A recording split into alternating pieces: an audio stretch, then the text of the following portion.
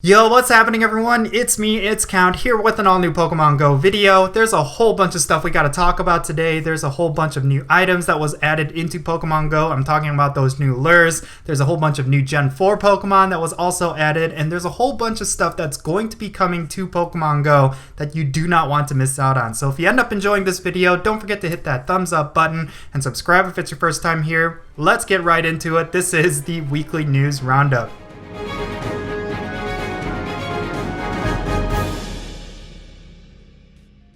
Alright, right off the top, we gotta talk about this. The next 3 legendary raids have been announced for Pokemon GO, and of course these are going to be the Pokemon that you can find in legendary raids up until July 11th. So for the first 2 Pokemon GO fests, we know what legendaries are going to be available in raids, and of course this is some really exciting stuff. First and foremost, Shiny Cresselia is going to be available. Yeah, that's right. So Cresselia is coming back, and we're going to be able to get its shiny form during this time. So I'm really excited about this, mainly because Cresselia is a personal favorite of mine, and I really like the fact that they're releasing its shiny form with its return, as opposed to like what they did with like Rayquaza and a bunch of other legendaries, where when they brought them back, they did not release their shiny form. So I'm really excited about this. I really like the fact that they're just going ahead with releasing the shiny for Cresselia, because of course Cresselia is a bit underwhelming for a lot of players. Of course it is really powerful in PvP. It's kind of like the anti-Giratina, so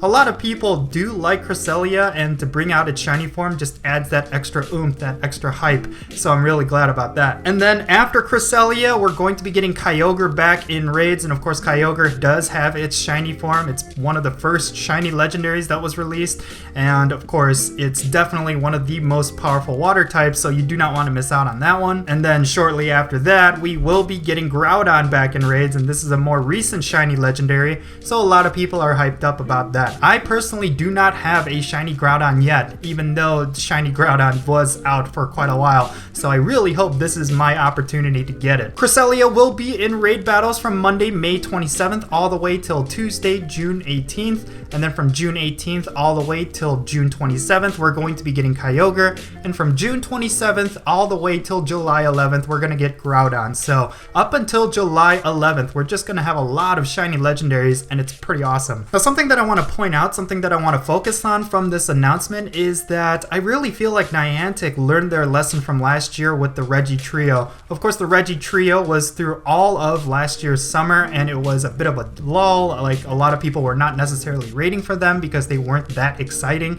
but it looks like they have learned their lesson and they're doing something really cool this year with all of this shiny hype. So yeah, summer is definitely the time that most people are going to be wanting to go out and raid, so it's good that they're bringing out Pokemon that are going to be really desired by the community. I'm really excited about this summer. It looks like the raiding scene is going to be full of just a lot of hype, and I really hope that for Kyogre and Groudon specifically, I could land a really nice shiny for them. And in other news, we got Pokéstop submissions opening up in Malaysia. This is not necessarily a big piece of news, but I'm really glad that more Pokéstop submissions are now opening up around the world. I'm really hoping they make it worldwide pretty soon here, because they keep calling it a beta test, but I'm really hoping this is something that they could release, because Pokéstop submissions would really help out rural communities, especially in my area. I'm actually really curious to see what the data shows when it comes to Pokéstop submissions. Are players actually doing this? Like, are they submitting really great Pokéstops, or are they trying to game the system like what many players did with Ingress, like with their portal submission system?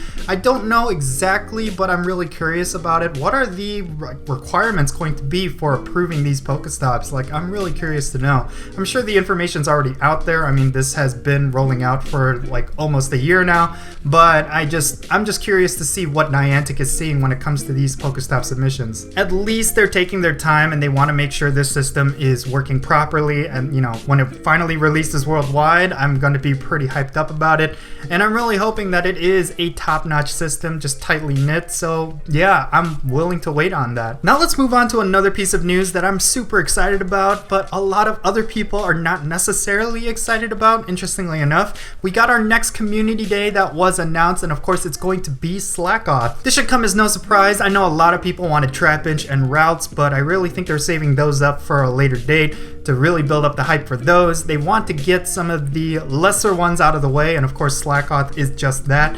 But I really like Slakoth and I really like Slacking. I like the fact that there is a bit of a flavor to him, that he has just a ridiculously high amount of CP, but he also doesn't have really a fast attack. He has Yawn as his fast attack, so of course, you know, there is that balance to it. But I really like this Pokemon, and I really like the fact that it could potentially get a really nice charge move on Community Day. Speaking on that charge move, it was leaked by the Taiwanese official Pokemon GO Twitter page, and of course that tweet was taken down almost immediately. It looks like Slacking will be able to learn Body Slam on its Community Day. So Body Slam Slacking, I don't necessarily know exactly how powerful that will be. It will definitely be a step up from Hyper Beam. I don't know if it's going to be a step up from Dazzling Gleam, or is it Play Rough? I forgot what fairy type move it has, but definitely cool one. I do like the fact that it's going to be getting some kind of normal type move, and that's something you should be really hyped up about. Slakoth Community Day is going to be happening on June 8th, and of course it's between 3 p.m. and 6 p.m. local time,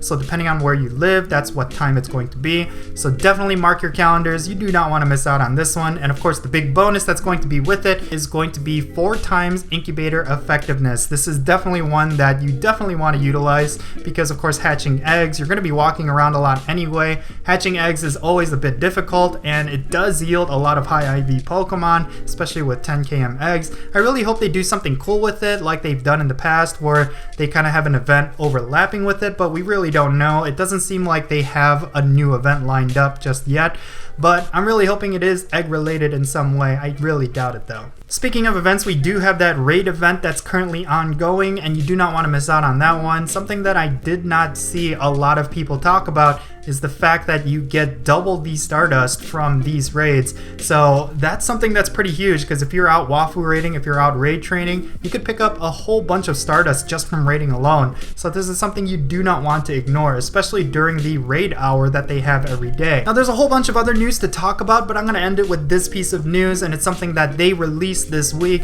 We got a whole bunch of new Gen 4 Pokemon that was released into Pokemon GO, and we have 3 new lure modules that we could buy from the shop. We have the Glacial Lure, which spawns a lot more ice type Pokemon. We have the new Mossy Lure, which spawns a lot more grass types. And then we got the Magnetic Lure, which will spawn more electric types. And all 3 of these lures can be bought at the shop for 200 Pokecoins each. Now I want to talk about this more specifically because the 200 Pokecoins cost has drawn a lot of controversy. A lot of people think this is one of the first big major ways that they are making Pokemon GO pay to win. I beg to differ with that. I actually do not think that it is pay to win, especially because of the social aspect of it. If you throw down a magnetic lure, for example, anyone can use it, like as long as they're in that area. There is a social component to it, so I don't necessarily see it as pay to win, but the reason why people think it is pay to win is because it is a requirement for a couple of evolutions. They release a whole bunch of evolutions in conjunction with these lures. We got Eevee that can evolve into Leafeon or Glaceon depending on the lure.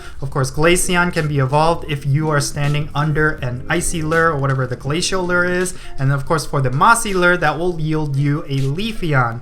And the Magnetic Lure is an interesting one. You could actually evolve your Nosepass and your Magnetons with this lure, and I'm really curious to know if they're going to be continuing this. They're going to be adding a lot more lures in the future, and with new lures, they're going to be having special evolutions tied to those as well. I'm really curious about that. We'll just have to wait and see. I'm actually curious to know if they're going to be releasing more lures before Pokemon GO Fest, because of course last year with Pokemon GO Fest, we had a whole bunch of those habitats, and of course they did have special spawns with them, but how cool would it be if they had these special lures as well, so we can get our special evolutions going? It would just be a nice visual flair. Like if you were in the jungle habitat, it'd be cool to see a bunch of those mossy lures going, and if you're in the glacial habitat, seeing glacial lures going, that would be really cool. But we don't even know if Niantic is going to be doing habitats this year. I bet they have another cool theme in mind, so we'll just have to wait and see. I'm really excited about it. We'll just have to enjoy whatever they end up doing. And yeah, like I mentioned, there's a whole bunch of new Gen 4 Pokemon. Some fan favorites are finally in the game. I'm so glad they brought in Hippopotas. And of course, we got 2 new regionals as well. And it's actually the same exact Pokemon with 2 different forms. We have the blue Shellos that's in the, I believe it's the east part of the Meridian line. And then we have the pink one that's going to be on the west part. So in the Americas and parts of Europe and Africa, you're going to see a lot of the pink one. And in Asia and the other half of Europe, you're going to be seeing the blue one. So yeah, there's a whole bunch of new Pokedex entries just waiting for you out there, so go out and catch them all. Have a good time. So there you have it. This is all the news from this week, and of course this video was shot and filmed Friday morning, so I do not know if more information was released over the weekend, so definitely keep your eyes peeled. Go follow Niantic on Twitter and Instagram, and go follow Pokemon GO on the same social media platforms because they are always releasing news right after I make this video. So yeah, if you missed out on something, if I missed out on something, definitely say so in the comment section below. Let's talk about all the cool stuff that they're adding into Pokemon GO. And if you ended up enjoying this video, don't forget to hit that thumbs up button and subscribe if it's your first time here. I'm Count Jinsula, and I'll catch you all later.